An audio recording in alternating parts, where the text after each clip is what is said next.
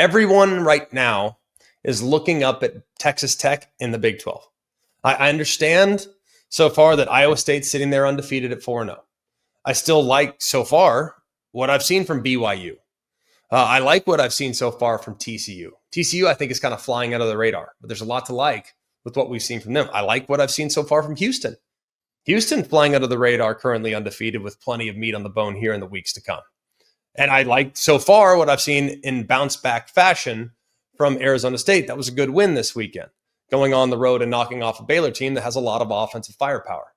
But if you look at Texas Tech's schedule, based on what they just did on the road against Utah, against a great defense, how they can beat you on the ground, how they can beat you through the year, they have not one but two quarterbacks that can clearly play at a pretty dang high level. The way they disrupt defensively, the way they tackle and swarm to the football defensively, the way they punch the ball out, the way they're opportunistic, this is a very well-rounded Texas Tech football team. And I think they might have just gotten through their biggest test. And that's no disrespect to what's remaining on the schedule. You look at their schedule and how it stacks up. They're at Houston. It'll be a tough game. I think Houston's a vastly improved football team. They'll host Kansas.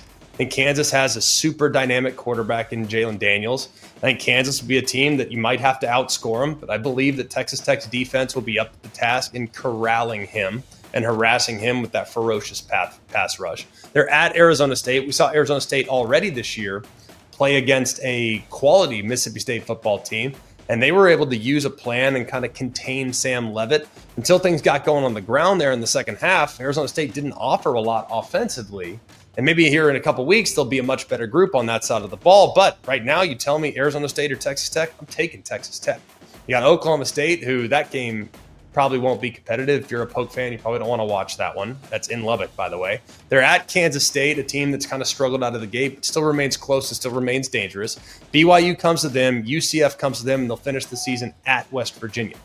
I'm telling you right now, guys, I think there's a chance that Texas Tech's sitting there 11-1 at the end of the year. And I would have never in a million years thought, with the schedule they have to play, the teams they have to play against, and the parity that we see throughout the Big 12, I don't know who's going to get them right now. Doesn't mean they can't get got, but if Texas Tech goes out and plays their best football, no one in the Big 12 right now has shown the ceiling that we've seen so far from the Red Raiders.